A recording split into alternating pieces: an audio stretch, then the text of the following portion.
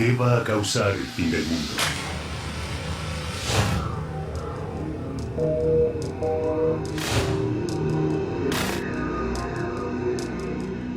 ¿Una guerra?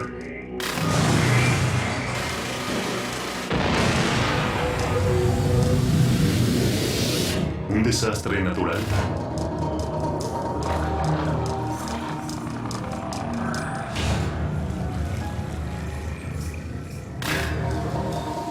¿Un virus escapado de un laboratorio? ¿Un arma biológica? ¿Un virus tecnológico?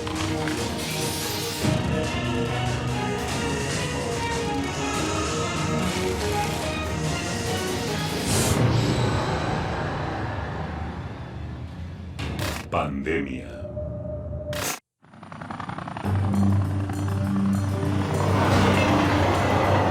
El ser humano vive preso de sus miedos. Morir víctima de una enfermedad sin poder encontrar la cura a tiempo sea tal vez uno de nuestros mayores miedos. Imaginemos que una enfermedad desconocida afecta al mismo tiempo a todo un grupo de seres humanos y en un radio geográfico determinado los mata a todos, uno a uno, y no hay cura disponible hoy.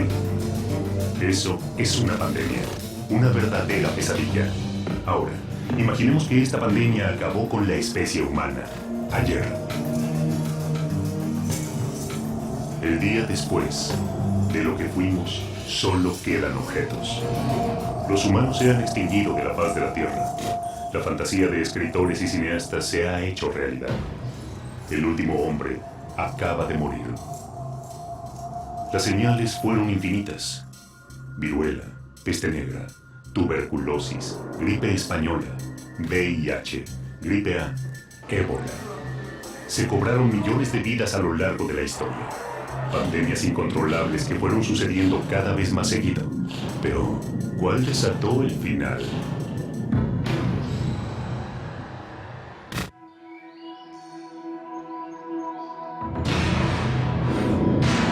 Tal vez haya sido el ébola o tal vez el silencio y la indiferencia. Somos conscientes que desde diciembre de 2013 se detectó un brote de virus ébola en África Occidental. Sabemos que es el brote más severo de ébola desde 1976, con más de 4.000 muertes reportadas por la Organización Mundial de la Salud hasta el momento.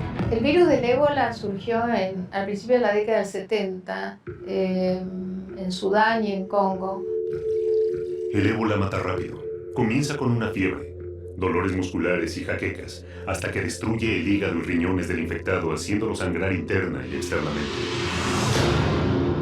Todos los agentes microbianos quieren multiplicarse e invadir más y más y más, pero a veces no son muy exitosos porque matan al paciente y lo matan tan rápido, ¿verdad?, que no le da tiempo para que la persona transite y pueda infectar a otros. Ese es el caso del ébola, ¿no es cierto? Se ha quedado siempre muy limitado debido a su alta mortalidad. Los primeros casos fueron reportados en Guinea y luego se extendieron a Liberia, Sierra Leona, Nigeria y Senegal. Hoy en día el brote aún está fuera de control. La organización Médicos Sin Fronteras responsabiliza a la comunidad internacional de mostrarse indiferente ante el brote más grave de virus ébola de la historia. 6 months into the worst Ebola epidemic in history, the world is losing the battle to contain it.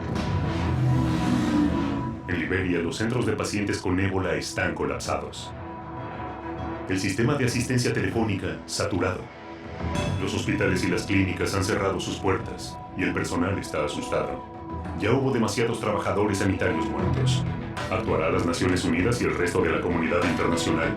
Estados Unidos planea destinar $88 millones para combatir el ébola en África Occidental. ¿Pero esto será suficiente para sobrevivir a la última pandemia?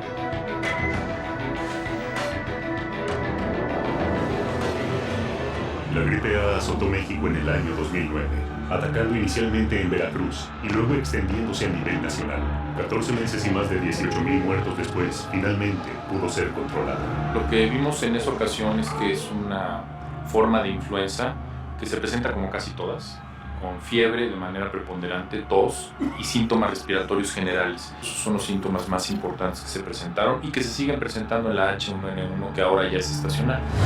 En una fría tarde de 2009 en el pueblo La Gloria, en el estado de Veracruz, México, María del Carmen, La madre de Edgar Hernández llegó al hospital del pueblo desesperada, con su hijo de 5 años colapsado en sus brazos. Vengo, le comento a mi esposo, le digo, ¿qué crees? Le digo, el niño amaneció mal, le iré a dar gripa, llévalo, igual me dijo, llévalo, o sea, no paro, le digo, no, ¿sabes qué? No lo voy a llevar a la escuela, le digo, a ver cómo está la situación, mejor lo llevo al centro de salud. Sus temores estaban justificados. El cuadro era grave. Nadie sabía el infierno que estaba a punto de desatarse. Lo que ocurrió fue que se detectaron algunas defunciones por neumonía en gente que normalmente no muere por neumonía.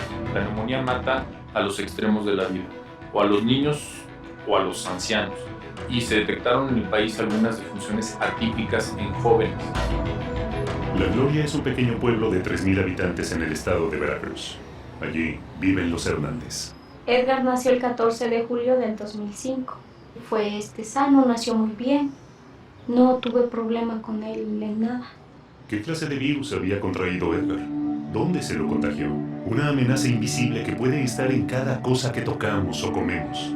No podemos verlos, pero nosotros estamos en la miga de los virus. El tercer día yo veo que Edgar sigue igual. Si no es que peor, porque ella me decía que le dolían los huesos, que le dolía la cabeza, que le dolían los oídos.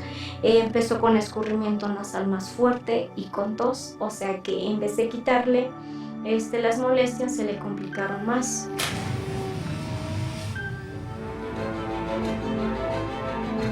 Algo extraño y macabro estaba sucediendo ante la mirada incrédula de todo el pueblo.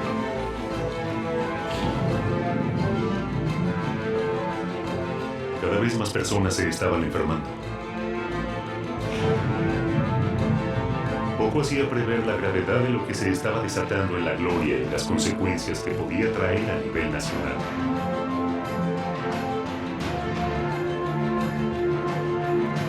Mientras tanto, el cuadro de Edgar se agrava.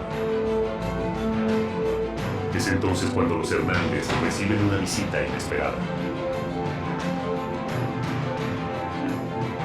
El cuarto día me mandan a traer y me dicen que tiene que tomarle una muestra al niño de garganta y de sangre.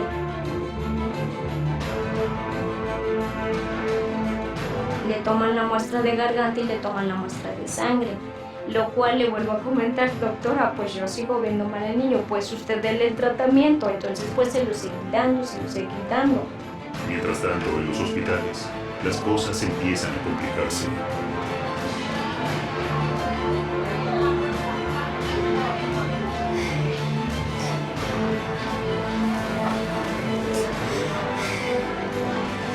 De esos 3 días para adelante ya no quiso comer nada. No quiso comer, no quiso tomar agua, no quiso nada, él se sentía muy mal. Y la temperatura de no bajarle para nada.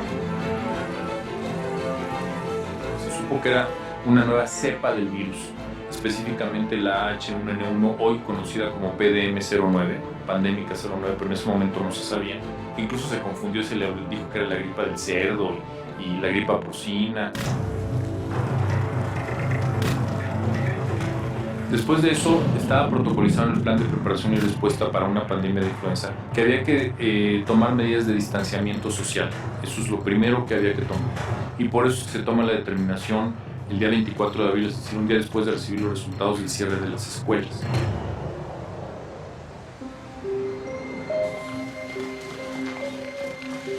Acá en el pueblo fue diferentes personas las que estuvieron pues enfermas. Pues la gente al principio pues reaccionó mal en la forma en que cómo es posible que haya sucedido todo esto, él nos contagió, él fue el que ocasionó todo, entonces yo en defensa de mi niño. ¿Saben qué, señoras? Un momentito, porque Edgar no ocasionó esto. La familia Hernández se sentía acorralada. El miedo por la salud de Edgar y la sociedad que necesitaba un culpable los iba hundiendo día a día en la desesperación. Sin embargo, algo comienza a ocurrir.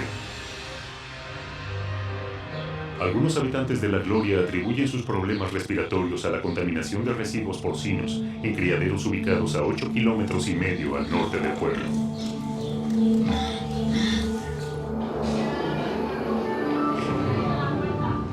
recién a fines de abril, cuando las noticias hablaban de un brote de gripe en México DF y ya se contabilizaban más de 150 muertes sospechadas de ser producto de este nuevo virus, fue que Edgar fue identificado como el paciente cero. El verlo que la temperatura no baja, o sea, sí fue la verdad muy preocupante y desesperante, porque pues el no poder sacarlo tampoco, el no poder hacer nada, digo, pues ¿qué hago? La vida del niño pende de un hilo. ¿De qué se trata esta enfermedad que parece incontrolable? La epidemia se desata. La gente se lanza a comprar masivamente barbijos, alcohol en gel y todo tipo de antibióticos. La directora general de la Organización Mundial de la Salud, la doctora Margaret Chan, declaró la pandemia de gripe H1N1. Based on assessment of all available information and following several expert consultations, I have decided to raise the current level of influenza pandemic alert from phase 4 to phase 5. El pequeño Edgar fue uno más entre tantas víctimas de la gripe. La enfermedad parecía estar fuera de control. Una sombra acechante se cernía sobre miles de enfermos. Las muertes se suceden cada vez con mayor frecuencia. Influenza viruses are notorious for their rapid mutation and unpredictable behavior. WHO and health authorities in affected countries will not have all the answers immediately, but we will get them. Tenemos un medicamento que no funciona, en lo que llega la vacuna y el medicamento no funciona, entonces hay que recurrir a las medidas de distanciamiento social, las medidas, digamos, estrictamente de salud pública. Realmente una sorpresa, no porque no estuviéramos preparados para que viniera una pandemia, porque realmente ya había todo un movimiento y unos procedimientos en marcha para prepararse para una pandemia.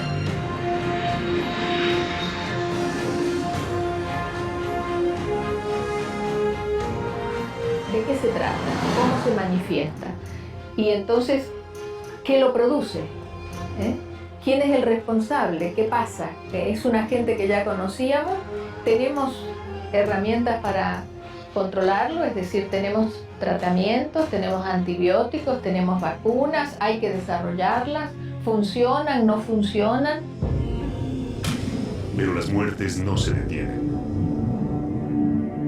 Mientras que en el pequeño pueblo de La Gloria se prepara un emotivo acto, todo está dispuesto. Todos los habitantes del pueblo estarán ahí. Fidel Herrera, el gobernador de Veracruz, será quien presida el acto.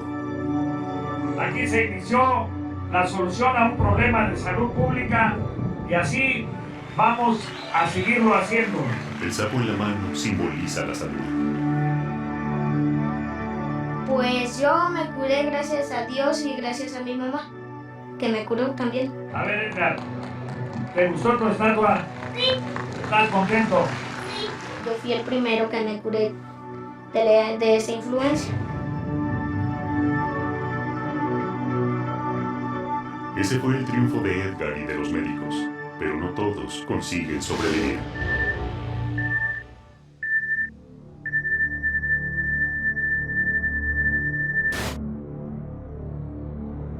¿Todas estas muertes se podrían haber evitado?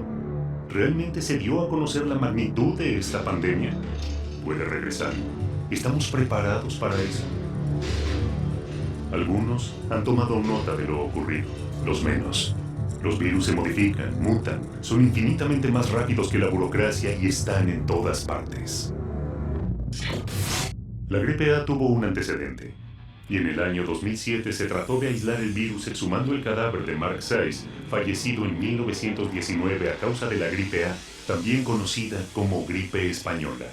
Fue efectivamente una pandemia a comienzos del siglo, 1918, y sabemos que en China habrá matado como 30 millones de personas, en Estados Unidos más de 500.000, en Chile más de 20.000 muertos. Muchos más afectados, no todos se morían, pero efectivamente fue un problema muy serio.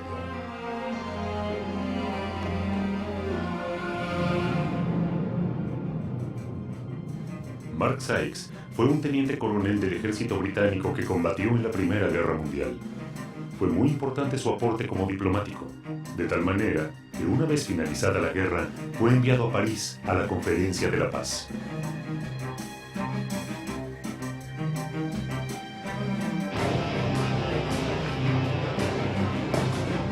Los medios de prensa españoles hablaban con horror de lo que esta enfermedad estaba haciendo en la población española.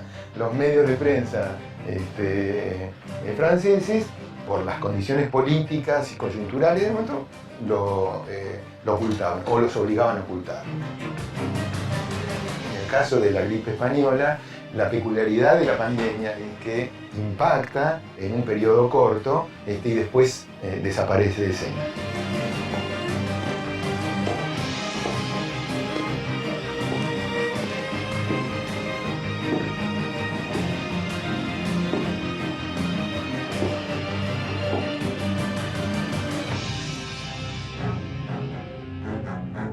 Mark fue una víctima de la epidemia de 1918 y 1919. El hombre que logró sobrevivir a una de las guerras más cruentas de la historia.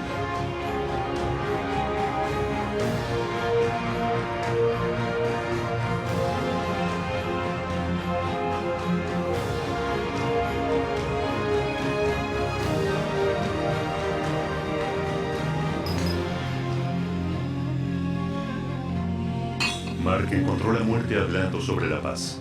Murió en París, solo, en su cuarto de hotel a los 39 años. Para trasladar su cuerpo a Inglaterra, se lo puso en un ataúd de plomo, sellado.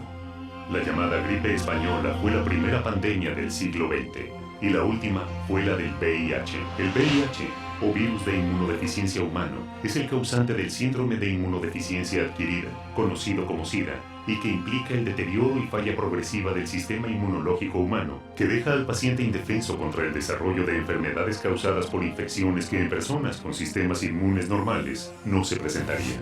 Según datos de la Organización Mundial de la Salud, a escala mundial, hay unos 35.3 millones de personas infectadas con el VIH. Se calcula que en 2012 se infectaron unas 2.3 millones de personas y el número de muertes mundiales totales en el periodo 1981-2007 es de 25 millones de personas aproximadamente. Ante la aparición del VIH, se plantearon muchas dudas sobre su origen. ¿Se trató de un virus que escapó del laboratorio? ¿Fueron vacunas vencidas enviadas a países pobres? ¿Fue un virus inoculado a simios que se transmitió a humanos?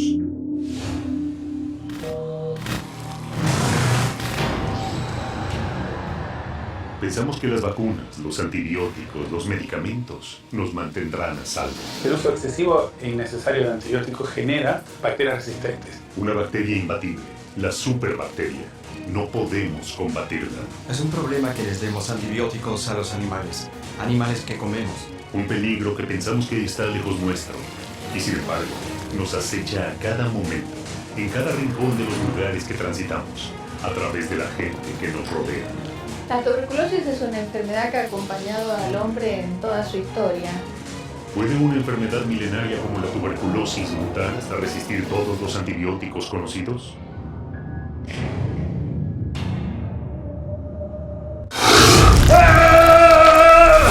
Estamos buscando las picaduras y mordidas más dolorosas de la historia. ¡Wow! Justin Schmidt creó una escala de dolor que nosotros queremos continuar. Hora de picar. El dolor es temporal. La hazaña queda en la historia. Hay solo una cosa que puede hacerme sentir mejor, que te pique a ti también. Reyes del dolor, solo por History. Disponible también en History Play y History On Demand.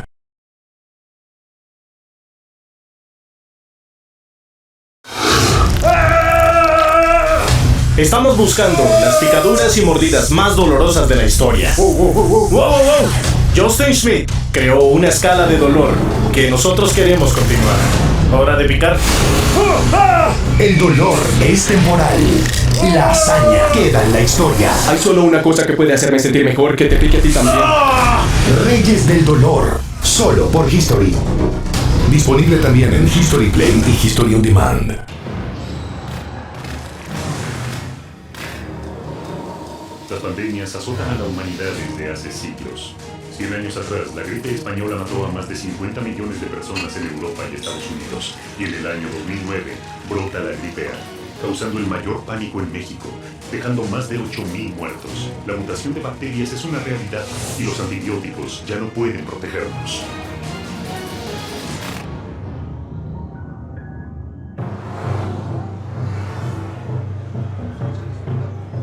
Superbacteria. ¿Es algo creado por la naturaleza o por el hombre? ¿Realmente existe o es un producto de la imaginación de Hollywood? ¿Puede ser derrotada? Los hombres son criaturas vulnerables y débiles. ¿Podrán enfrentar a un organismo invulnerable? La lucha será demasiado desigual. En los países más desarrollados, obtener antibióticos es muy complicado. Si uno quiere conseguir antibióticos en Canadá o en Alemania, el único que lo puede dar es un médico. En Latinoamérica, los farmacéuticos generalmente venden antibióticos simplemente con... Uno va al farmacéutico y le dice, me da 10 gramos de ampicilina y puede llevarse lo que quiera. Es un problema muy serio. El exceso del uso de antibióticos genera bacterias resistentes. ¿Cuántas veces compramos medicamentos sin receta? ¿Cuántas veces se trata de la recomendación de un amigo, un vecino o un compañero de trabajo? La resistencia a los antibióticos es lo que yo llamo una pandemia silente, que progresa muy lentamente, pero que ya nos lleva a una situación global de emergencia.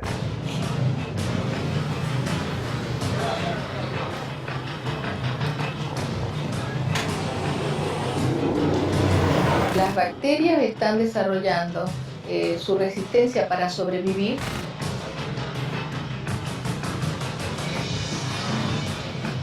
Las personas usan de manera indiscriminada el uso de los antibióticos, la venta de los antibióticos, la cantidad de antibióticos que se venden. Hemos alimentado a un asesino en serie. Las bacterias han ido mutando, se han hecho más resistentes, cada vez más fuertes, invencibles, peligrosas. Si utilizamos los antibióticos solamente para enfermedades en las que son eficaces, entonces impedirá el desarrollo de bacterias resistentes que llamamos superbacterias. Ahora este es el problema en este momento, pero no tanto porque les damos demasiados antibióticos a los humanos, sino que es un problema porque les damos antibióticos a los animales, animales que comemos, pollos, vacas y cerdos.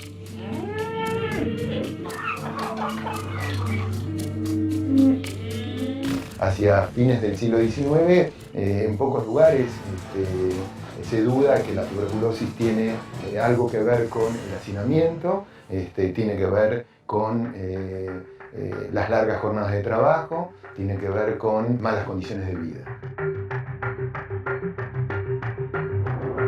La tuberculosis es una enfermedad que ha acompañado al hombre en toda su historia, inclusive son de las enfermedades que se pueden encontrar en las momias egipcias y en distintos restos que tenemos de la antigüedad, ¿no? Y tenemos dos tipos de resistencia. Tenemos resistencia a algunos de los medicamentos, que cuando hacemos entonces una intensificación y un cuidado más cercano y un seguimiento más estrecho, le llamamos resistencia a múltiples drogas. Pero hay otra variante que son las más extremas, que son algunas bacterias que ya se han detectado que son resistentes a todas las drogas. La tuberculosis es una enfermedad que por mucha gente hubiera pensado que se extinguió, que ya no es un problema. Sin embargo, hay análisis que dicen que 1/3 de la población mundial está infectada con tuberculosis. Generalmente esas personas no van a tener ningún tipo de síntomas. Es un pacto entre el sistema inmune y la bacteria, pero cuando ese pacto se rompe porque la persona está inmunosuprimida o hay un problema con el sistema inmune, como un HIV o con un tratamiento de quimioterapia, ahí el pacto se rompe y la bacteria sale. Jorginho Nunes era un popular periodista deportivo de la radio y la televisión, columnista del diario O Povo, que en 2013 se encontraba atravesando el mejor momento de su carrera. Yo conocí a Jorginho hace unos 15 años, en la radio Tupi, donde él hacía varios programas por la mañana y también por la noche comentando fútbol. Tomé conocimiento más o menos en septiembre-octubre de 2013. Y ahí, al final de la semana estaba en Angra do Rei, le hablé. Tienes que examinarte, no te puedes quedar tranquilo, que examinen ese ganglio, pues todos los exámenes de sangre, todos los estudios por imágenes no daban un diagnóstico. ¡Conseguí! ¡Ya valió! ¡Eso es la puta! Y así se hizo, él se internó y muy rápidamente le quitaron el ganglio. La cirugía fue simple y el resultado nos dijo que se trataba de tuberculosis ganglionar. Cuando se trata más anticipadamente, permite que el paciente no agrave y se logra hacer que entre el antibiótico y el sistema inmune del paciente combatan esta infección. Creo que la demora en iniciar el tratamiento, infelizmente, fue un factor decisivo para el resultado. Después de meses de lucha, Jorginho Nunes no sobrevivió y el día 31 de enero de 2014 falleció a los 63 años de edad. El hecho de que la tuberculosis no mate de manera tan fulminante como otras enfermedades pareciera que la convierte en una enfermedad más benévola. Sin embargo, esto no es así. Estamos viviendo en este momento en el mundo, por un lado, una caída importante de los casos de tuberculosis en la mayoría de los países, incluyendo en la región de las Américas, pero por otro lado el surgimiento de unas formas de tuberculosis causadas por esta bacteria que está desarrollando resistencia. ¿Solo contagian los enfermos o acaso pueden contagiar los sanos? El pasado tiene una respuesta. Mary Mallon llegó a Nueva York desde Irlanda en 1884, cuando tenía 15 años. En 1900, trabajó como cocinera en una casa de Mama Rock, un pequeño pueblo cercano a Nueva York.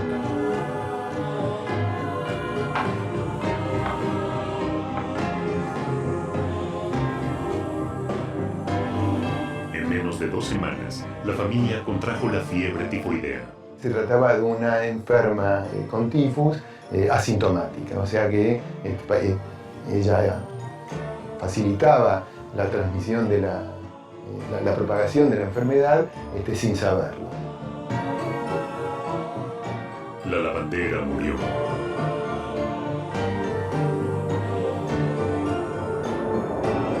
¿Qué fue? ¿El agua? ¿Las manzanas? ¿Qué? La fiebre tifoidea es una enfermedad que es transmitida por una bacteria y fundamentalmente por vía gastrointestinal. La forma más frecuente de transmisión es a través de los alimentos o del agua contaminada.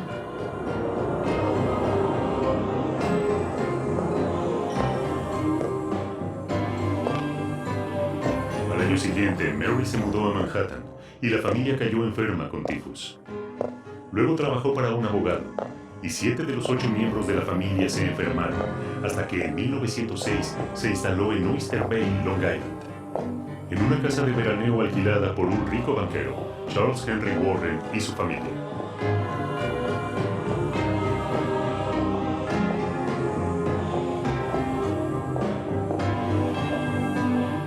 Maggie, la más pequeña de la familia, era quien más disfrutaba de las vacaciones.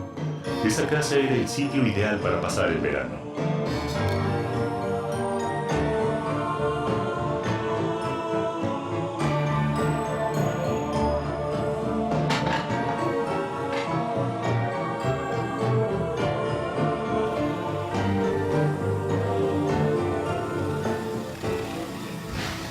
Sin embargo, esos maravillosos días de sol y juego terminaron.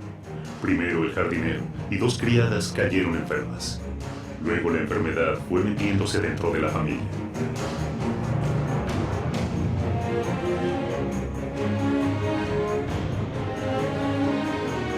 Pocos días después, la pequeña hija de Warren cae enferma. Delira de fiebre. Las noticias no son buenas.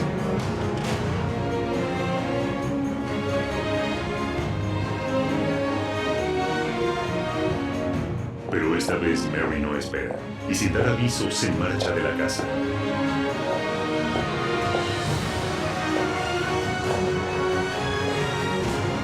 ¿Qué estaba ocurriendo? ¿Era solo la mala suerte de Mary? ¿Por qué huyó? ¿Sospechaba que algo estaba ocurriendo? Ella no podía imaginar que se trataba de la primera portadora sana de tifus de los Estados Unidos.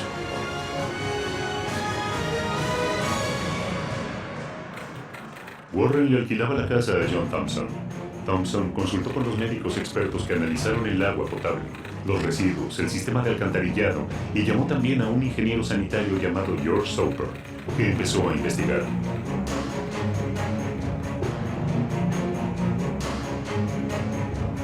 Soper interrogó a la familia y a los criados. Incluso fue más lejos y pidió una lista de los invitados que recibieron en las últimas semanas. Soper fue descartando uno por uno a los entrevistados y, por supuesto, le llamó la atención que Mary Mallon se hubiera despedido.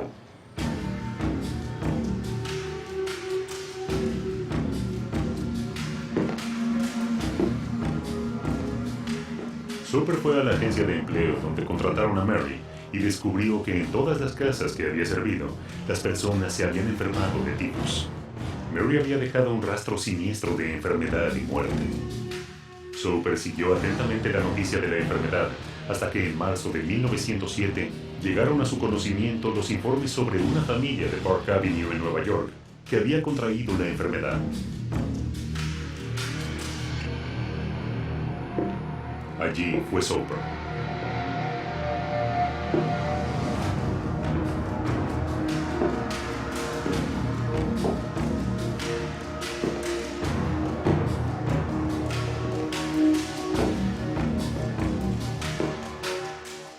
Y por fin se encontró frente a frente con Mary en la cocina. Soper le pidió hacerse un análisis, pero Mary se negó y sobre todo negó estar enferma. Harta terminó echándolo amenazadoramente.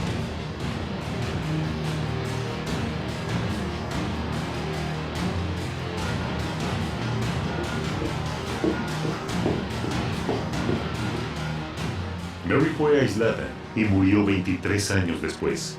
Pero no murió de tifus, sino de neumonía. Ella nunca terminó de comprender cómo podía contagiar una enfermedad que no padecía. Estas bacterias tienen la capacidad de albergarse en algunas personas, no producirle nada o una enfermedad leve, y entonces estas personas pueden transmitir y son elementos importantes en la transmisión. Portadores sanos, superbacterias o virus. La naturaleza nos responde de una manera brutal en una lucha desigual. ¿Quién domina a quién? ¿El final de nuestra especie solo se reduce a este combate? Todos recordamos el atentado contra las Torres Gemelas. Pero solo unos días después se desató un ataque con armas biológicas que tuvo en vilo al mundo entero. Me sentí como atacada y sentí paranoia. ¿Puede una bacteria viajar en algo tan simple como una carta y generar pánico a una nación entera? Un extraño duelo se llevó a cabo en los campos malditos de Rossignol. ¿Podrá Louis Pasteur derrotar al carbunco y cambiar la historia de la ciencia para siempre?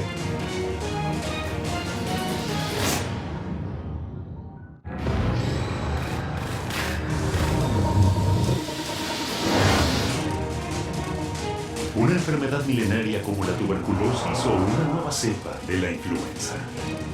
La historia ya dio varios avisos.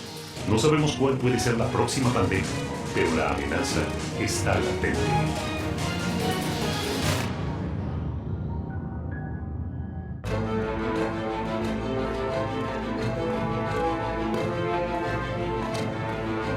¿Cómo empieza una pandemia?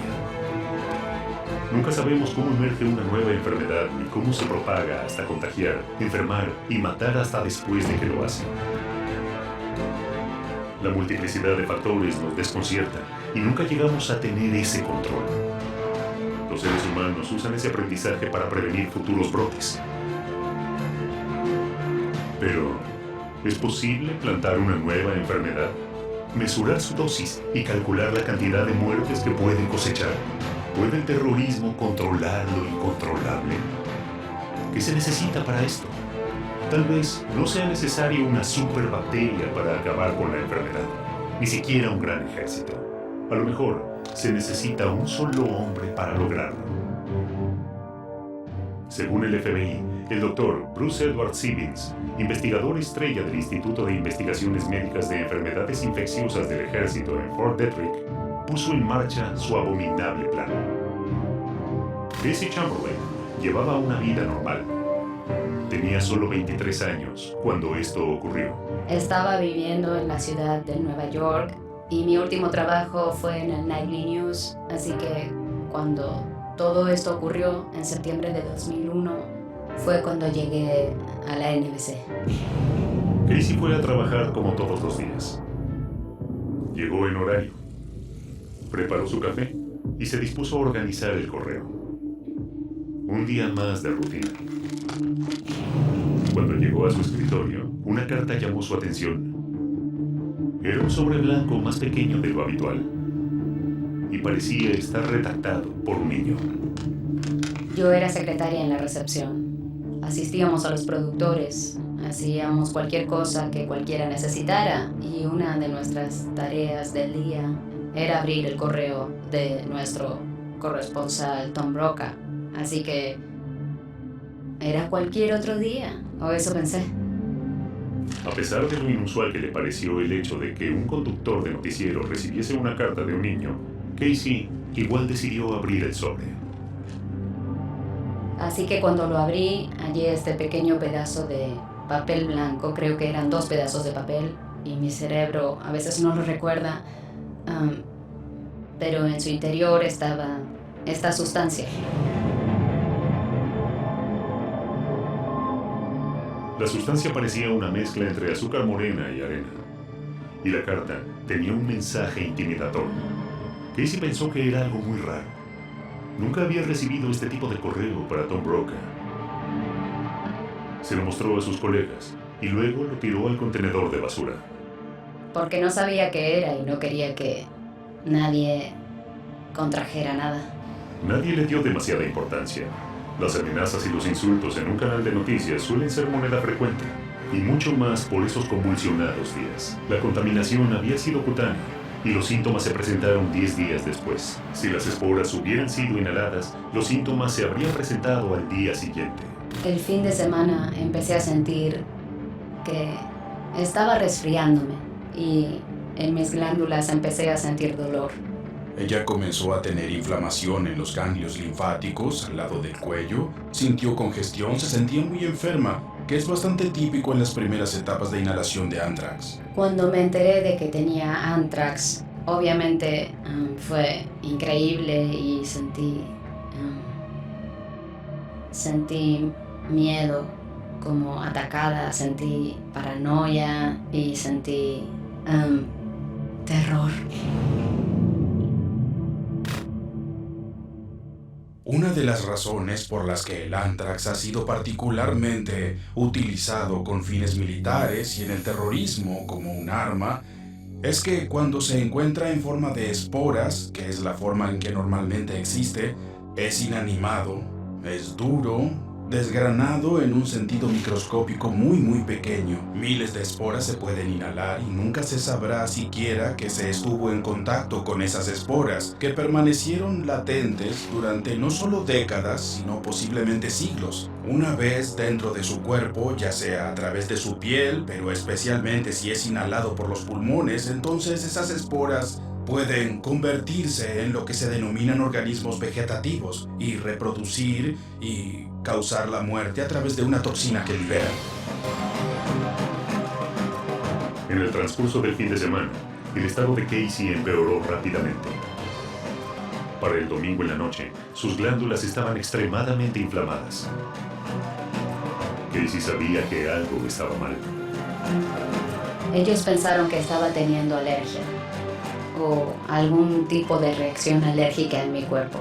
Así que cada uno de ellos me prescribió, como todo el mundo lo haría, un antibiótico que comenzó a matar a todo lo que estaba pasando en mi cuerpo.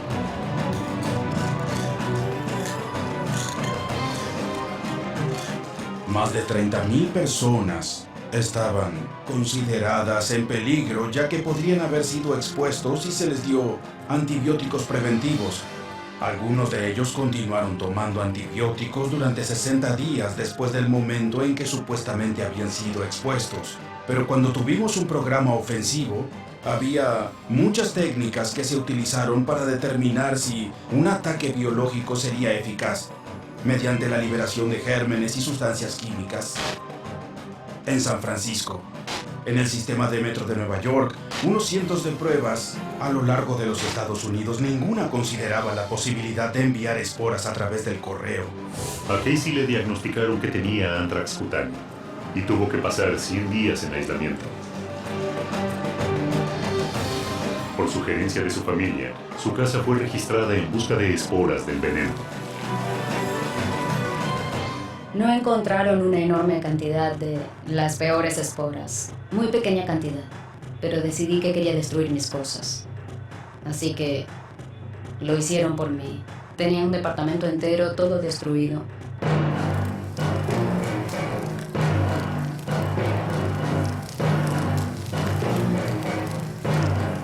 Me siento con suerte, porque todavía estoy aquí. Estoy agradecida por eso todos los días.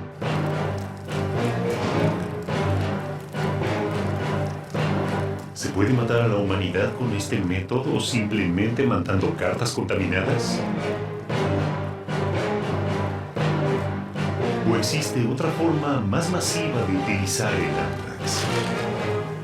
Si las esporas son dispersadas en 100 kilómetros, contaminan 100.000 kilómetros de tierra. Si se las compara con armas nucleares, el área afectada es 300 veces mayor y en lugar de durar unos segundos, dura varios días.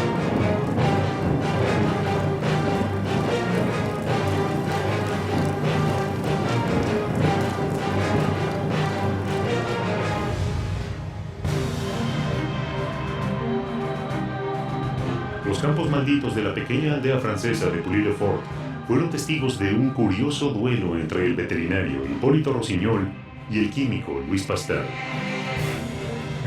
Entre los presentes hubo periodistas, ganaderos y la gente del pueblo ansiosa de ver cómo se desarrollaba esta batalla científica. El desafío comenzó cuando Pasteur anunció que había logrado hacer inofensiva la bacteria mortal del carbunco o anthrax y elaborado la vacuna.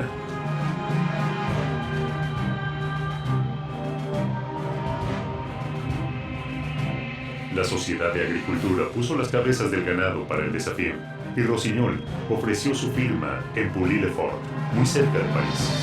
Allí, Pasteur inoculó su vacuna en 24 carneros, 6 vacas y una cabra, y dejaron 21 animales sin vacunar, y los marcaron como pertenecientes a Rossignol.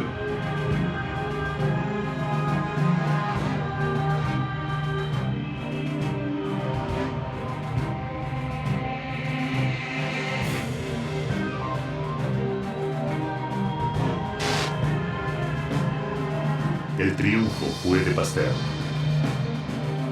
El ganado de Rossignol estaba muerto. El hombre encontró la solución para vencer al anthrax, pero fue el hombre también quien lo perfeccionó en un laboratorio, convirtiéndolo en un arma letal. ¿Cuánto tiempo falta para que alguien logre convertir a todo el planeta en un campo maldito? El anthrax es una bacteria utilizada en bioterrorismo, pero no sería la única bioarma. Teorías conspirativas hablan de la manipulación de virus como la fiebre hemorrágica. Por ahora es solo una teoría, pero el miedo a un ataque con este virus aterroriza por su rápido poder asesino. ¿Será este el final? ¿Una pandemia desatada por el hombre o por un virus preparado en un laboratorio? Anthrax, fiebre equina, cólera, fiebre hemorrágica. El escenario no es una ficción, ya ha ocurrido con el anthrax. No hay garantía de que no pueda volver a ocurrir. Incluso podría estar ocurriendo en este momento. El Instituto Nacional de la Salud, que es el principal impulsor en Estados Unidos de la investigación biológica, ha visto su presupuesto recortado. Esto afecta cualquier tipo de potencial protección que se pueda conseguir contra agentes químicos o biológicos. ¿Es el bioterrorismo o su lucha contra él lo que terminará con la humanidad? ¿Es una nueva amenaza o llevamos siglos conviviendo ante la posibilidad de un ataque biológico? El primer antecedente de un ataque con armas biológicas no es reciente. En el año 1346, en la zona de Crimea, sin saberlo, un ejército mongol introdujo la peste negra en Europa y llevó adelante el primer ataque biológico de la historia. La ciudad de Caffa era la puerta de entrada al comercio en Europa. Había un muro alrededor de la ciudad y los tártaros, que eran un grupo tribal de los musulmanes, intentaron en el año 1346 crear un asedio en la ciudad de Caffa y se encontraron de pronto con un gran número de personas muertas y moribundas. No entendían lo que era un agente biológico, no sabían acerca de los agentes biológicos como bacterias, pero la gente se estaba enfermando con la plaga, que más tarde se llamó la peste negra. Lo que hicieron fue utilizar catapultas para enviar los cadáveres de las personas fallecidas que habían muerto de la peste a través de los muros de la ciudad para tratar de infectar a los residentes europeos. Y al parecer tuvieron éxito. Muchas de las personas de esa ciudad se enfermaron y luego murieron. 7 siglos han pasado de la pandemia de la peste negra, que casi extermina a la población europea. ¿Puede repetirse? ¿Alguien en este momento puede estar trabajando para que esto suceda? Los que nos atacan están listos, y como los antiguos guerreros, preparan sus catapultas para terminar con la humanidad.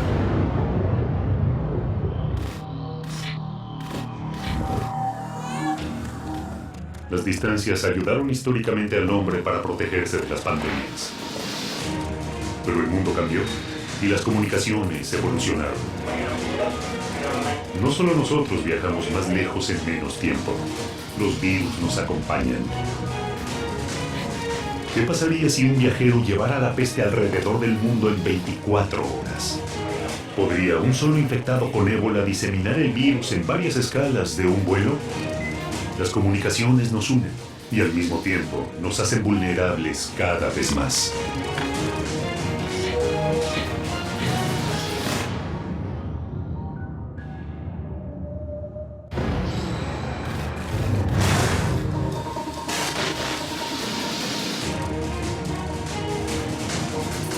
Campos malditos, enfermedades milenarias, bacterias multiresistentes a todo tipo de antibióticos, ataques con cartas infectadas, todos posibles detonantes de la próxima pandemia.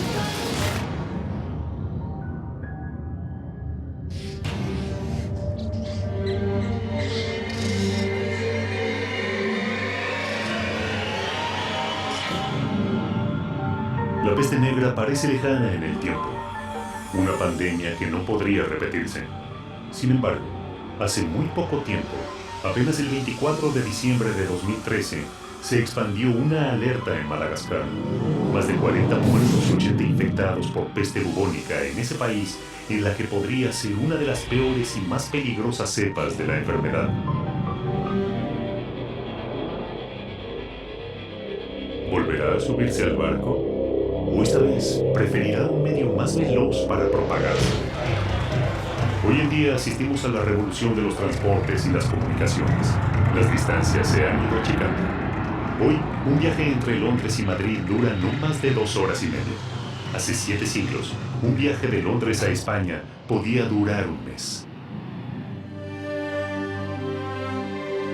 En 1345, Alfonso XI de Castilla firmó un tratado con Eduardo III de Inglaterra, sellando la alianza matrimonial de sus hijos Pedro y Juana. Juana se prepara para marcharse de Londres rumbo a España. Juana llevará un precioso vestido para su boda. No sabe cómo será Pedro. Hace mucho tiempo que lo imagina. Dicen que es moreno. Dicen que es un año mayor que ella. Desde que tiene recuerdo, sabe que va a casarse con Pedro. No se lo cuestiona, es así. Su padre, el rey, sabe lo que hace. Es por el bien de Inglaterra. Los enemigos acechan, y ella cumplirá su rol. Pero los enemigos no solo están fuera del castillo. La peste bubónica también es una de las enfermedades que llamamos bíblicas o medievales, ¿no? Junto con la fiebre tifoidea, el cólera, la fiebre amarilla, fueron las grandes amenazas de la humanidad hasta el siglo XIX.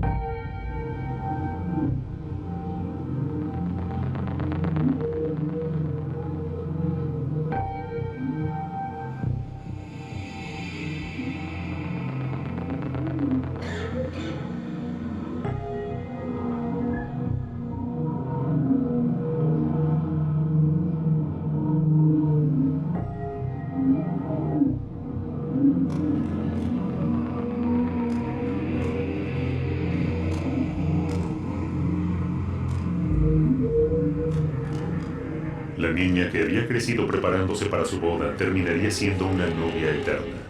Al llegar a Burdeos, había fallecido.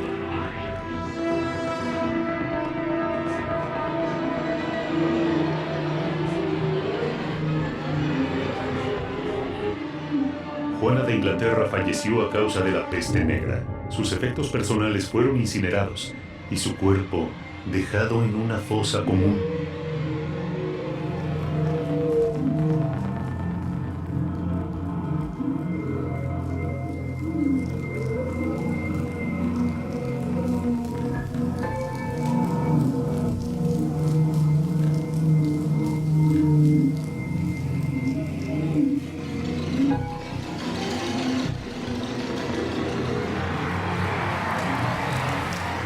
Como tantos otros, como un tercio de la población europea, y sumado a los efectos indirectos de la desorganización social provocada por la enfermedad, desde las muertes por hambre hasta el fallecimiento de las niñas y ancianos por abandono, por falta de cuidado, 50 millones de personas murieron.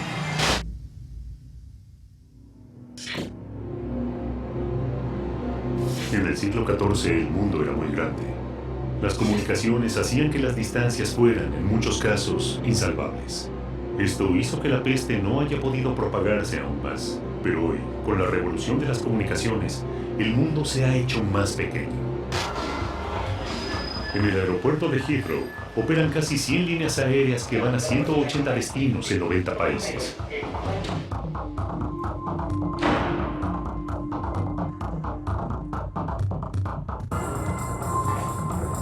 Thomas está en tránsito. Es ingeniero. Regresa a su hogar en Düsseldorf. Viene de Abu Dhabi, donde estuvo trabajando para su compañía.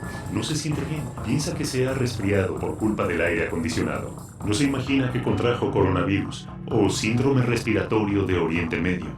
Ni tampoco a cuánta gente es capaz de contagiar. Jennifer tiene 40 años. Es médica. Acaba de llegar de Londres para asistir a un congreso de cardiología. Viene de Ciudad del Cabo, Sudáfrica. No sabe que en 2 semanas el cólera la habrá matado. ¿Cuánto tiempo pasamos en un aeropuerto? ¿Con cuánta gente nos conectamos?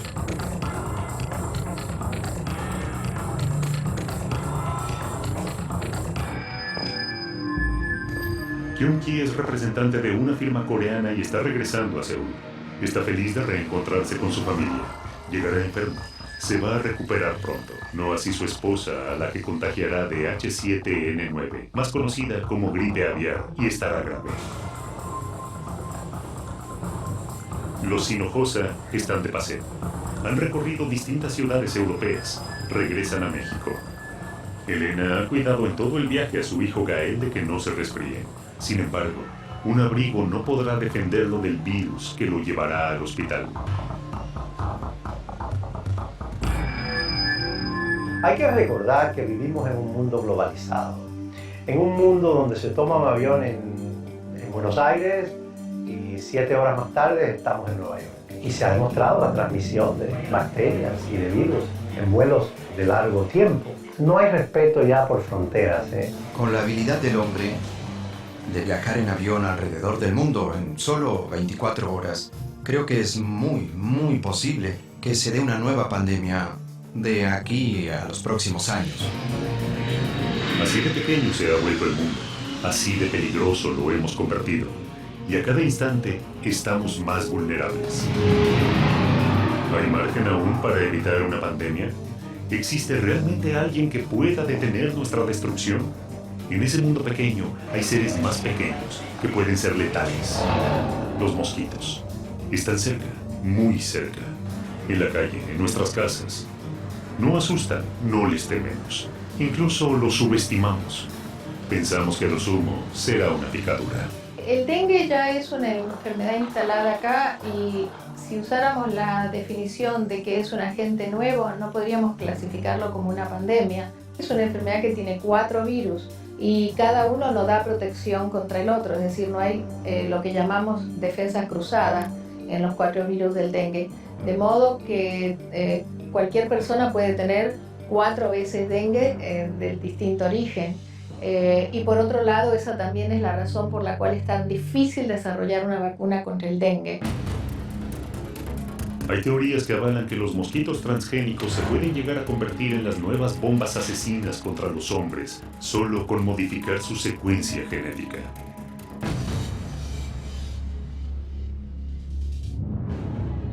Los virus pueden traer consigo una pandemia, pueden aniquilar a una especie, pero los virus que aniquilan al hombre no solo pueden ser biológicos, también pueden ser informáticos. El virus Michelangelo fue el primero en ocupar las tapas de los diarios y quizás por su difusión se pudo morigerar su impacto. Sin embargo, tuvo todas las características de una pandemia. ¿Qué pasaría si no pudieran ser contenidos? ¿Y si los antivirus fallaran? Son prácticamente invisibles, no se escuchan, no se palpan, pero tienen un enorme poder que puede terminar con nosotros. Todos los días aparecen nuevos virus creados en búnkers informáticos. Se suele pensar que los ataques son domésticos o al nivel de empresas, pero jamás en lo que consideramos sistemas inexpugnables. ¿Alguien podría entrar a la NASA o a la Armada de los Estados Unidos? Cuando me inicié en el mundo de la informática tenía 13 años. Julio Ardita nació en Santa Cruz, en Argentina, y viajó por todo ese país debido a los traslados que tenía su padre. Hasta que finalmente, a los 14 años, recaló en Buenos Aires en un pequeño departamento del barrio de Palermo.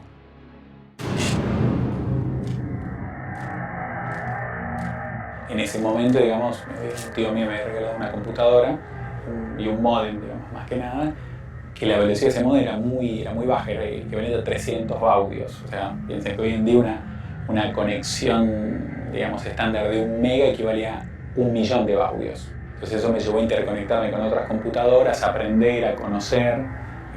Me conecté vía módem con otros sistemas informáticos, empecé a conocer a otra gente que estaba en la parte de redes, sistemas.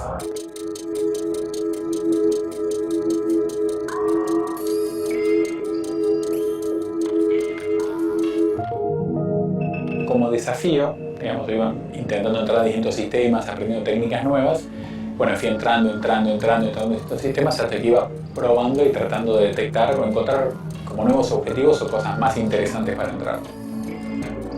Eso me llevó a intentar entrar a sistemas de la NASA, del Departamento de Defensa de Estados Unidos, de la Marina norteamericana, distintos sistemas críticos. A medida que vencía más barreras de seguridad, la curiosidad de Julio se hacía cada vez más grande. La NASA piensa que son cerca de 300.000 computadoras, o sea, son muchos sistemas. Una vez no encuentra las cosas en su propia computadora, contarlas en 300.000 es más complejo. Pero bueno, dentro de eso, parte de lo que vi jugando y entrando fue lo que en su momento era una especie de Google Maps, que hoy existe, digamos, realmente era impresionante. Uno ponía las coordenadas y tenía el archivo de la vista satelital del día anterior de cómo estaba. Eso realmente era muy impresionante. Julio pudo entrar a la NASA a través de la Universidad de Harvard.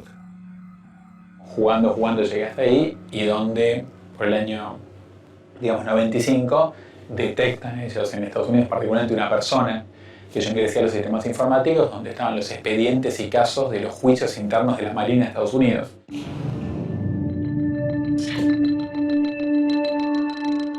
Peter Garza, de NCIS, es el primero que advierte que alguien ha irrumpido en los archivos del Naval Criminal Investigative Service. Comenzó a rastrearlo, solicitó una orden judicial y se abocó a la búsqueda de la filtración. 3 meses duró la investigación. Después de 3 meses de investigaciones, Peter descubrió el origen del sistema de rastreo, Buenos Aires, Argentina.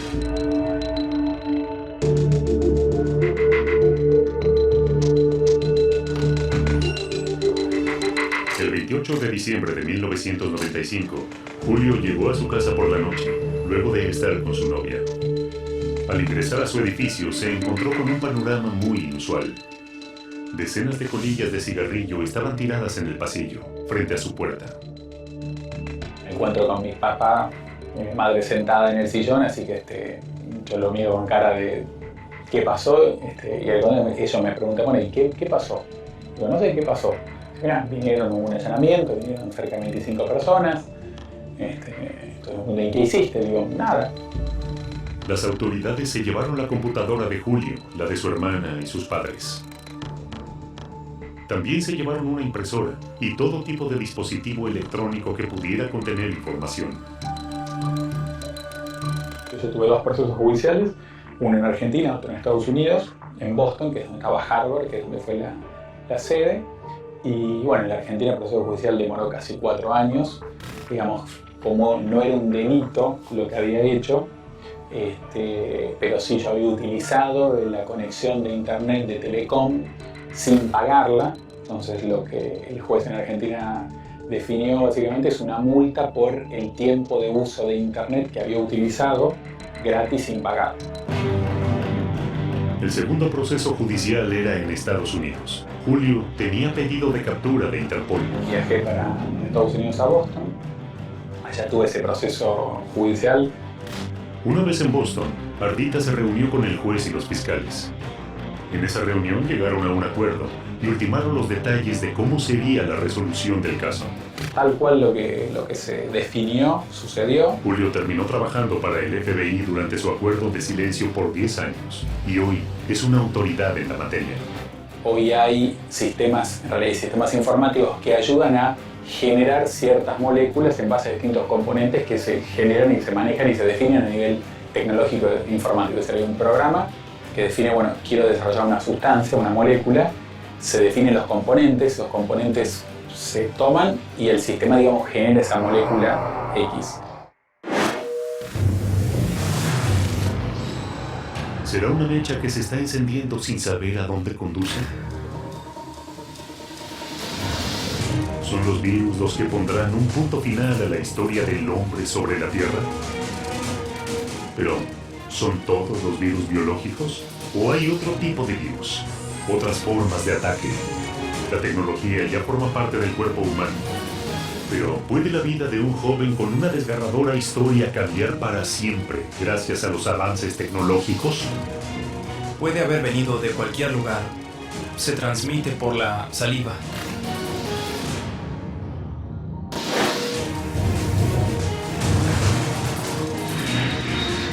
La velocidad de las comunicaciones acorta cada día más las distancias entre países.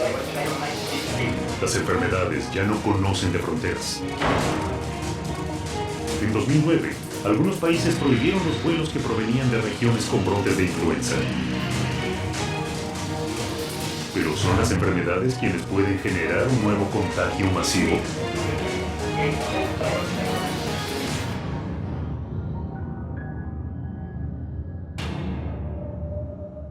¿Es posible entonces utilizar la tecnología para modificar la genética y crear un superhumano?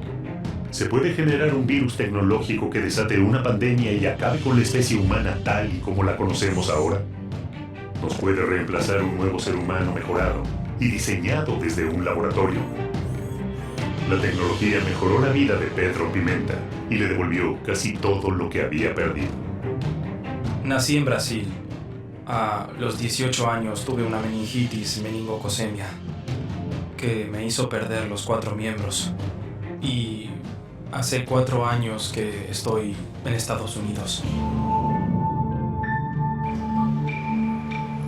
Contraje la meningitis meningococcemia cuando tenía 18 años en Brasil.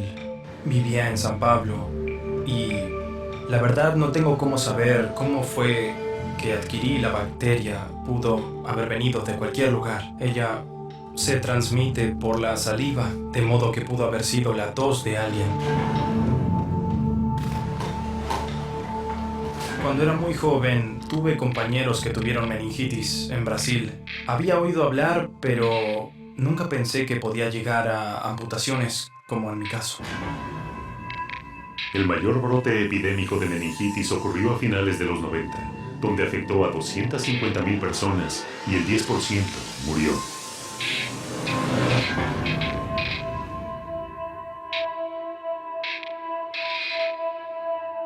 Aquel 11 de septiembre de 2009 era un viernes común para Pedro. Se había encontrado para almorzar como hacía habitualmente con un compañero. Comenzó a sentirse mal y fue para su casa. Al llegar, comenzó a tener fiebre y vómitos. Pedro no se sentía nada bien. Ya a la noche, esos síntomas comenzaron a empeorar. Yo estaba solo en casa. Al pasar la noche ya estaba muy mal y me llevaron a un hospital local. Dijeron que tenía una infección y me mandaron de vuelta para casa. Ahí me quedé 4 horas durmiendo. Pedro no podía dormir. Su cuerpo ardía por la fiebre. Y el dolor era tan agudo que casi no podía moverse. Fue una pesadilla. Su cuerpo lo abandonaba mientras él trataba de conseguir ayuda. Por suerte pude tomar el celular que estaba cerca de mí y llamé a mi hermano que estaba durmiendo en otro cuarto de la casa. Y él atendió el teléfono. Cuando vinieron para mi cuarto, yo ya estaba prácticamente muerto en ese momento.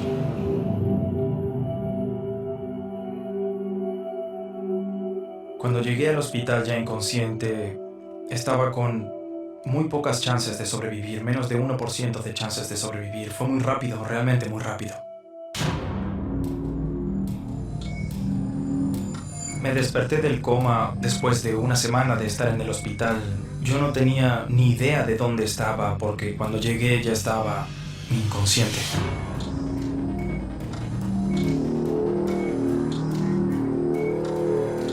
La primera visión que tuvo Pedro fue de sus miembros completamente gangrenados, en estado de putrefacción.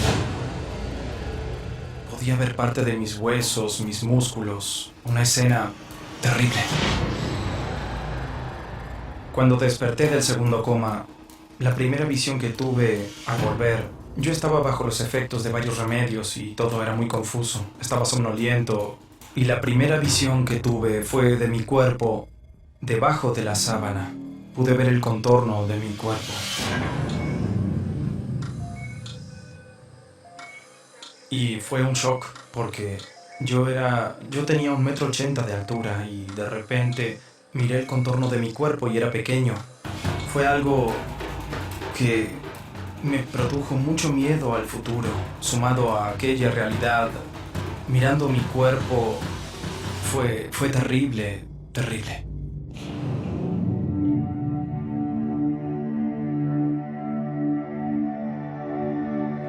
Hay una forma que todavía no sabemos cuáles son las condiciones que tienen las personas afectadas, que al segundo o tercer día comienzan a tener trastornos masivos de la coagulación y formas hemorrágicas graves. Como producen coágulos, ¿no?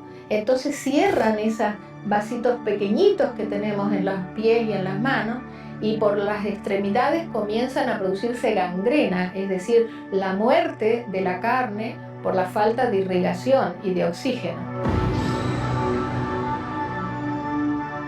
Una semana después de ser amputado, llegaría el momento que cambiaría el curso de la recuperación de Pedro. Muy cerca del hospital, en el estadio Morumbí, AC/DC, su banda de rock favorita, tocaba en San Pablo después de 13 años. Yo estaba conmocionado. Fue terrible. Empecé a desesperarme. La primera cosa que dije cuando desperté fue: yo quería ir al show de AC/DC y obviamente no tenía posibilidades de ir. Además, la situación todavía era peor porque AC/DC tocaba en un estadio que quedaba a 2 calles del hospital donde yo estaba. Y 2 semanas antes del recital, mi médico, el doctor Ofir, entró a mi cuarto y me dijo: hola Pedro, hablé con el director del hospital y vamos a liberarte por 2 horas, reservar una ambulancia, vas a entrar al estadio, vas a ver tu show. Probablemente no consigas escuchar todas las canciones, pero tendrás 2 horas y después te traeremos de vuelta al hospital. Y llegó el día, el 27 de noviembre de 2009. AC/DC vino a tocar a San Pablo, me pusieron en una ambulancia. La ambulancia entró al estadio con 70,000 fanáticos. Cuando salí fue cuando vi que, vaya, tuve una de las mejores noches de mi vida en esa situación, y fue cuando vi que podía divertirme, que podía tener una buena vida. Había tenido una noche fantástica en una situación así, entonces mi vida no acabó. Fue una experiencia memorable ver a AC/DC aquella noche. A partir de ese momento, Pedro comenzó una nueva vida. Conocí a Kevin Carroll, el presidente de Hangar. Decidí llamarlo porque yo quería otra perspectiva. Quería saber si era posible abandonar la silla de ruedas y ser una persona independiente sin usarla. Cuando lo conocí, Pedro estaba en silla de ruedas, sin brazos ni piernas. Una de las frases que me dijo que me quedaron marcadas fue: no tienes que adaptar el mundo a ti, tú tienes que adaptarte al mundo. Tiene una computadora dentro de la rodilla, así como también sensores que llegan hasta el piso. Así que en el momento que da un paso con la prótesis, el sensor detecta la superficie sobre la que está parado e instantáneamente envía una señal a la articulación de la rodilla, que asegura que la rodilla está preparada para cada paso que quiera tomar. Como resultado, Pedro es completamente independiente. Él puede caminar, puede correr un poco si quiere también, puede manejar su auto. Ha ganado mucha independencia gracias a sus prótesis. En las manos correctas, la tecnología le devolvió a Pedro parte de su vida. Pero ¿qué ocurriría si esta tecnología fuese utilizada por las manos equivocadas? Cuando se trata de la dirección a la que la tecnología está yendo, quién sabe a dónde será que nos lleve. En las manos equivocadas podría ser destructivo. No sabemos eso, solo el futuro nos lo dirá. Y el hombre también es un sistema. ¿Esta poderosa arma creada por el hombre se terminará convirtiendo en su asesino? Como un dios asesinado por su propia creación, no quedará más rastro del hombre sobre la Tierra. Hace poco más de un siglo, la teoría de la evolución determinó que el Sapiens sapiens, nuestra especie, se había ido formando a la luz de la selección natural. Sin embargo, no se sabía entonces, ni se sabe aún, qué fue lo que gatilló la divergencia evolutiva. ¿En qué momento nos separamos de los primates? ¿Por qué? ¿Fue un evento? ¿Fue una sucesión de acontecimientos? No lo sabemos. Y si no tenemos ese registro, ¿podremos darnos cuenta si se está repitiendo el evento? ¿Sortearemos como especie una nueva selección o alguien cambiará nuestro destino? ¿Esta nueva escalada tecnológica llegará a poner en manos de las máquinas el destino de la humanidad? Toda especie tiene un enemigo natural. En el caso del hombre, se sostiene que su peor enemigo es el propio hombre.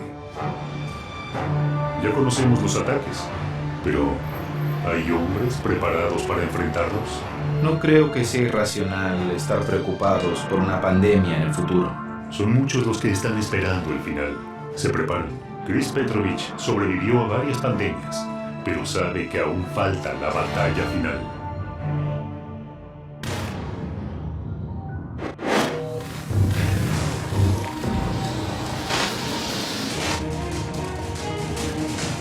La tecnología nos protege y a la vez nos hace más vulnerables. Mientras nadie espera una pandemia por un arma química o un virus tecnológico, hay gente que se está preparando.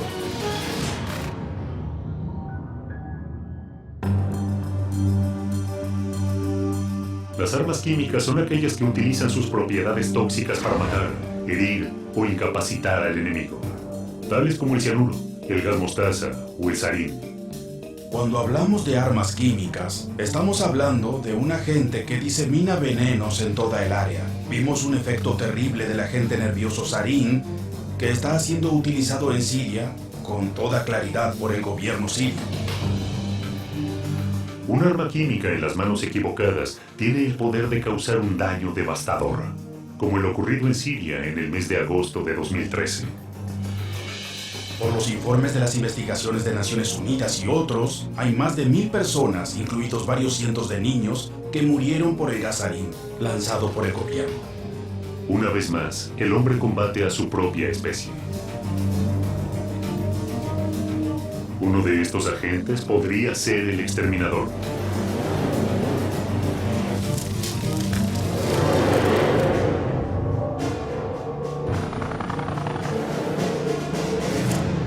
Chris Petrovich vive en Miami, pero nació en Perú en 1969.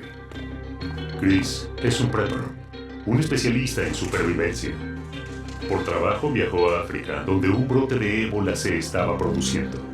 Cuando estuve en África, el virus ébola me ponía nervioso, pero mucho más los cuerpos apilados en las calles. Yo estuve en Uganda, en Kenia, Tanzania, en abril y mayo del 94, cuando hubo una gran cantidad de muertos.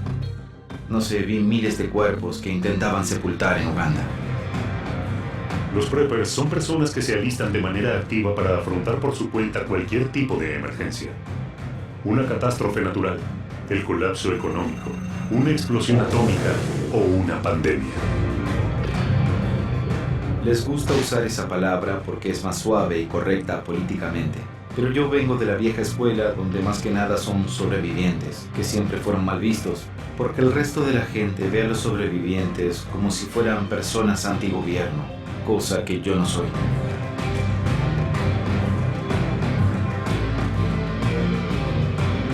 Personalmente creo que la gente siempre debe seguirle el rastro a las noticias sobre salud. ¿Qué enfermedades rondan? ¿Qué riesgos a la salud puede traer viajar? Por eso pienso que es muy importante. No creo que la gente deba estar paranoica, sino todo lo contrario. Creo que deben estar tranquilos y proveerse de los suministros médicos necesarios para ser utilizados en caso de una emergencia. No es la paranoia ni el sensacionalismo lo que mueve a estas personas, sino más bien la confianza y la seguridad de que algo va a pasar. El fenómeno prepper actual comenzó hace 5 o 6 años con la caída de la economía. Y tradicionalmente hemos visto en los Estados Unidos aproximadamente cada 20 o 30 años que cuando la economía cae, más gente está interesada en la supervivencia y se vuelve prepper. En este momento estamos consultando a los especialistas en defensa y preparándonos para el peor de los escenarios. Mucha gente cree que los preppers están locos, pero yo creo que es una locura el negar la posibilidad, para ti o para alguien en tu familia, de evitar ser víctima de un desastre en algún momento de la vida. Lo mejor sobre la preparación en general es que si te preparas para una emergencia, te preparas para la mayoría de ellas. Chris sabe que si se llegara a desatar una pandemia, la mayoría del equipamiento sería el mismo. Máscaras de gas, barbijos, lavandina. Tengo aproximadamente unos 50.000 galones de cloro para desinfectar.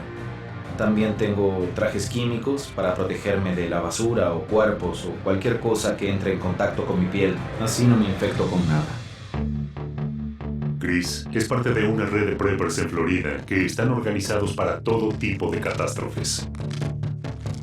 Si algo sucediera como un apagón de energía o una tormenta solar como en 1859, que nos dejara sin ningún tipo de energía o comunicación, mi red, mis amigos y mi entorno ya tendríamos equipos de comunicación de refuerzo.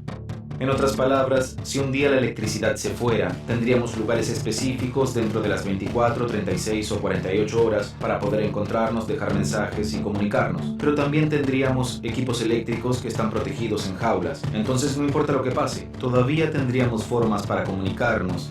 Y sabríamos que si todo falla, tendríamos 2 días para reunirnos en algún lugar donde podríamos intercambiar información y generar algún plan para seguir adelante. Si se desatara una pandemia o una catástrofe a nivel masivo, ¿los gobiernos estarían listos para ayudarnos?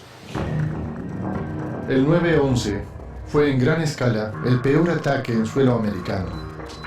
Ciertamente esperamos que algo así no vuelva a suceder. Pero hay gente, ciudadanos, que sienten que algo así a gran escala podría volver a ocurrir. Estados Unidos está dando grandes pasos y ha gastado millones, miles de millones de dólares en la aplicación de nuevas medidas de seguridad para que algo así no vuelva a suceder. El gobierno de Estados Unidos supuestamente está organizado, tiene muchos recursos. Si llegara a haber una pandemia o un desastre que golpee muchos lugares en Estados Unidos, el gobierno solo puede responder con todos estos recursos, con toda esta gente para asegurar quizás solo al 5% de la población. Los ciudadanos estarán a la deriva. Petrovich cree que el derrumbe está próximo y se prepara para ello. En mi lugar especial tengo lo que la mayoría debería tener. Lo primero, agua. Segundo, comida. Y tercero, tener suministros médicos. Y luego deberían tener también paneles solares, linternas, solo lo básico, botas, ropa, suministros que necesitarás para esperar 2 meses o 6 meses, para cuando las cosas se pongan difíciles. No creo que sea irracional estar preocupados por pandemias en el futuro, sobre todo teniendo en cuenta tanta inestabilidad económica y política. Si el desastre llegara a ocurrir, los Preppers parecen estar listos, pero millones no. ¿Será suficiente para evitar la extinción?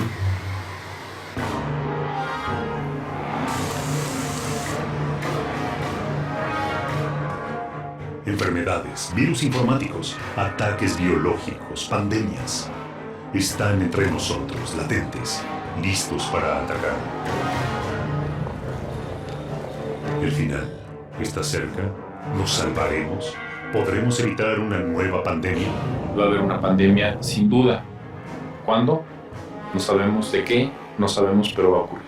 Este sueño de controlar las enfermedades infecciosas, yo creo que es como la utopía, ¿no? Vamos en camino hacia ello y en el camino aprendemos, pero nunca sabemos si vamos a llegar.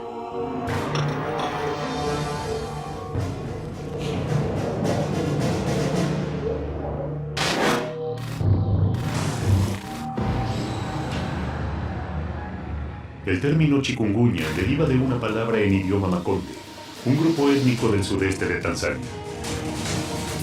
Esta palabra no parecería estar vinculada a un virus que dobla a las personas por el dolor y la fiebre.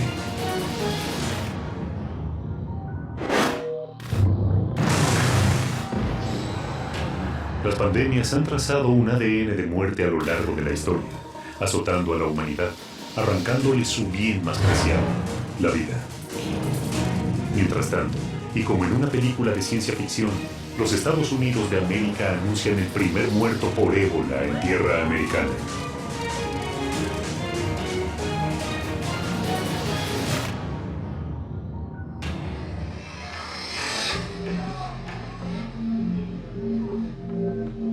El chikungunya está azotando Centroamérica en este preciso momento. Se transmite por la picadura de un mosquito infectado, los mismos mosquitos que transmiten dengue. Los síntomas son fiebre, fuertes dolores articulares, dolores musculares, dolores de cabeza, náuseas, cansancio y erupciones cutáneas. Pero por sobre todo, lo más característico es que los pacientes llegan doblados por el dolor. Nicaragua, Venezuela, El Salvador, Colombia, República Dominicana, Puerto Rico y la lista sigue. La cantidad de afectados ya asciende a 90,000 y al menos se reportaron 22 muertos.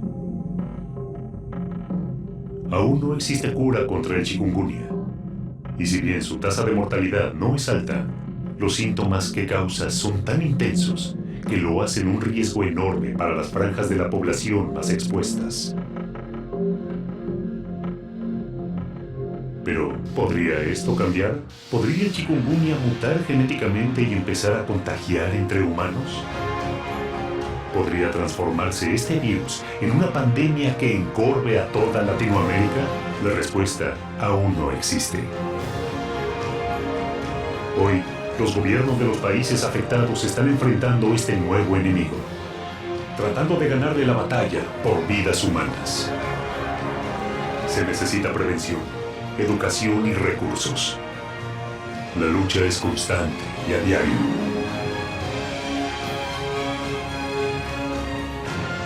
Nadie sabe ni puede asegurar qué es lo que puede llegar a ocurrir.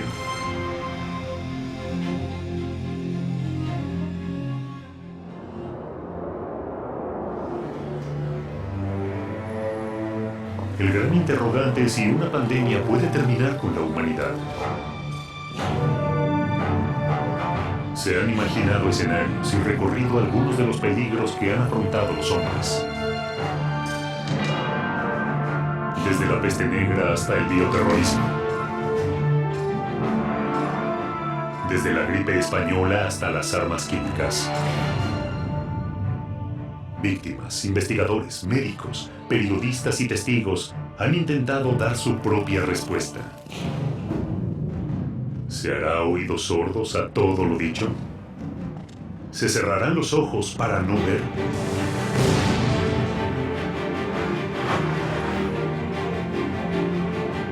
Ya no hay excusas para no darse cuenta de que la humanidad está realmente en peligro.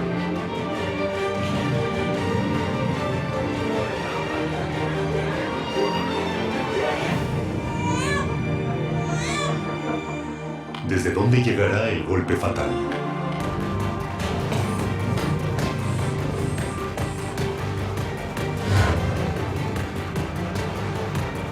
¿Qué es lo que va a terminar con nuestra especie? Definitivamente una pandemia. ¿Originada por causas naturales? ¿Producida por nosotros mismos? En este preciso momento, se puede estar produciendo un virus que por error pueda escaparse del laboratorio. Ahora, en este momento,